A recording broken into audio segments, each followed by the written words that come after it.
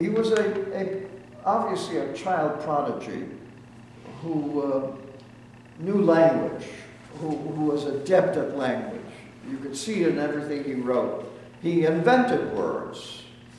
And of course, his phraseology was so great that dozens of books have been written with titles taken out of Shakespeare, you know. And they still do it today. And only a man like Marlowe could have done that. Well, anyway, here's Marlowe. I mean, here's Marlowe writing all these things, 29 again. Shakespeare's career begins at the age of 29. Marlowe supposedly ends, Shakespeare's begins at 29. And I thought, that's unusual. In the Elizabethan era, you didn't start out writing masterpieces at the age of 29 if you didn't have any education, you know. That didn't make sense to me. And I said, well, Shakespeare became the front. Shakespeare became the front.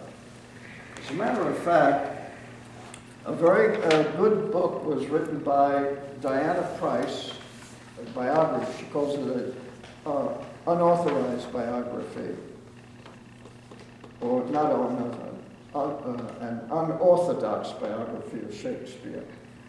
And in it she wrote, because she wanted to find out, she went through all of the documents that pertain to Shakespeare.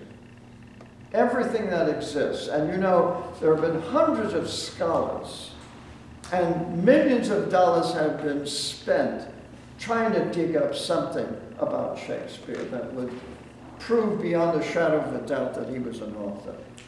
And this is what she wrote. She said, these documents account for his activities as an actor, a theater shareholder, a businessman, a money lender, a property holder, a litigant, and a man with a family, but they do not account for his presumed life as a professional writer.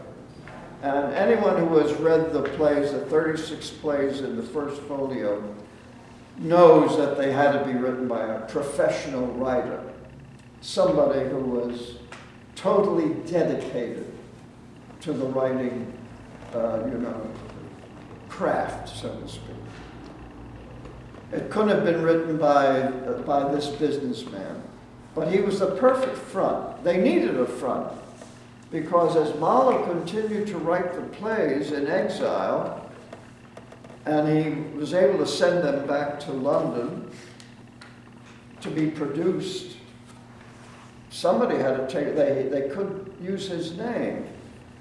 Now, you might think that that sort of thing has never happened before. But right here in the United States, during the 1950s, when there was the big Red Scare in Hollywood, and certain writers in Hollywood who were known communists lost their jobs. So what did they do? They went to Mexico, they kept writing, and they sent their manuscripts back to Hollywood to frontmen who fronted for them and took credit for the scripts that were then made into movies and actually won prizes. But the actual writer's name never appeared on the scripts. So it isn't as if that sort of thing never happened before. But in this case, the reason why this is such an important case is because we're dealing with the greatest literary genius in all of history. We're not dealing with just anybody. And the curiosity about this writer, of course, is what has sent everybody hunting, trying to find evidence that Shakespeare really wrote the works attributed to him. And of course, many biographies of Shakespeare have been written. But believe it or not, they're 90% fiction, because they just don't have information that can tie the man to the works that he wrote. And incidentally, the First Folio, which was published in 1623, is considered the second most important an influential book in English literature. The first, of course, is the King James Version of the Bible. And then you have this incredible First Folio, which is a very large, beautiful book. I don't know if you've ever been to the Folger Library in Washington and seen the First Folio. It's a magnificent, magnificent production, printing production for those days. And I recently bought a copy, a facsimile copy that was published by W.W. Norton, the heaviest book I've ever bought. But it's marvelous because it's a direct facsimile of the original, and you can see what went into it. Now, why were those plays gathered together? It's very interesting. And who published them? And why were they published? Well, you have to know something about Marlowe's background. When he started writing his first play, Dido, Queen of Carthage, when he was at Cambridge University. And when he completed that, then he wrote Tamburlaine. And as a great reader, he used to frequent the booksellers around St. Paul's Cathedral. And one of the booksellers that he became very friendly with was a fellow by the name of Ed Blount. And Ed Blount became a very good friend of his, and also a good friend of Marlowe's, you might say, benefactor, Sir Thomas Walsingham, who was a cousin of Sir Francis Walsingham, who was Queen Elizabeth's, chief spy. He was in charge of all the espionage. And Marlowe was recruited into the Secret Service while he was at Cambridge. And he did very good service for the Queen. And we have documentation for all of this. Well, Ed Blount, when Marlowe went into exile, Blount and Walsingham knew what the story was. Blount became the go-between the manuscripts that were sent from Italy or elsewhere to London, and it was Ed Blount who took those manuscripts to the Chamberlain's men that Shakespeare belonged to. He was a part owner of the theater, the Globe Theater there. The interesting thing is that Marlowe would write these plays. He was able to get them to London, probably to Lord Burleigh, in a diplomatic pouch through couriers who were going back and forth through Europe. And once the manuscript reached London, Burleigh probably gave it to Walsingham, Sir Thomas Walsingham, who then had a scribe copy them, because they could not let Marlowe's handwriting. In those days, there were no typewriters. There was no, Word perfect or whatever, internet. Everything was done by hand. So obviously, Marlowe's handwriting would have been recognized. So Walsingham had a scribe copy them. And then Blount would take the copy and bring it to the theater. And it was Ben Jonson who commented that everybody was so surprised at how clean these manuscripts were, that there wasn't a blot, not a single cross out. Well, of course, they had been copied by a professional scribe, you see. And so Shakespeare died in 1616. And Marlowe probably stopped writing plays around, we believe, a little earlier than that. Because when Marlowe stopped writing the plays, Shakespeare retired. Because he was no longer useful. He had made a lot of money. He had been very well paid by Marlowe's backers. And he retired back to Stratford and led the life of a country gentleman.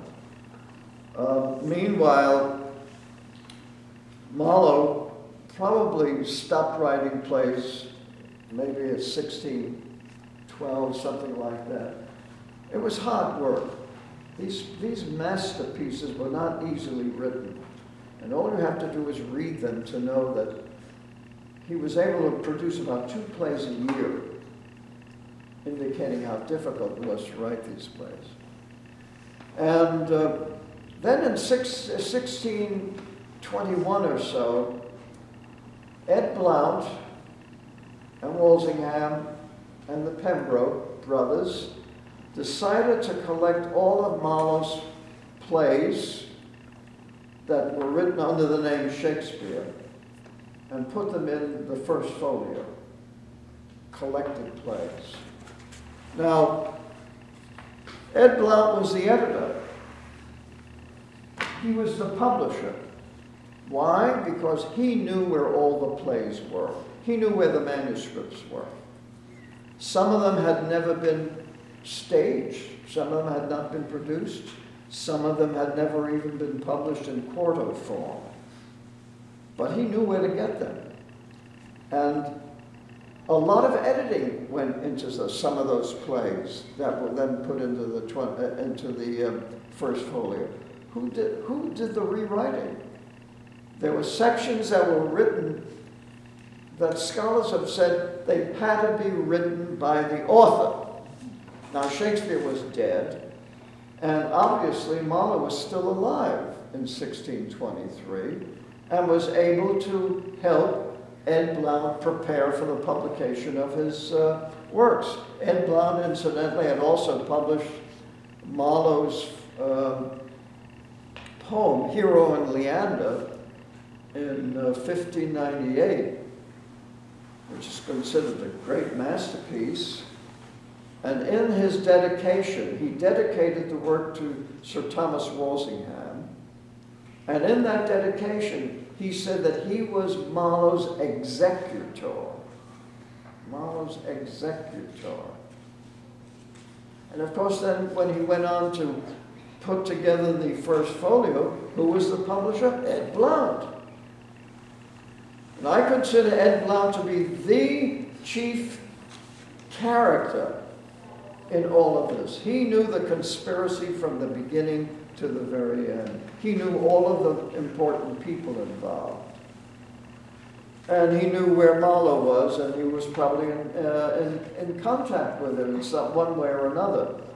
It would be wonderful if we could find a letter from Marlowe to Ed Blount. It would probably be worth $2 million, you know, at auction. But that's the kind of thing that has gone on. But anyway, that's what accounts for the way the manuscript was finally put together into this one book. What was Marlowe's life like after he went into exile? We have some glimmerings, because he was a spy. He was an intelligence agent, and he probably continued to work not only for Burleigh. Burleigh died in 1699, but he also worked for Burleigh's son, who became the Queen's right-hand man, and then when she died, he was the right-hand man of James, King James I.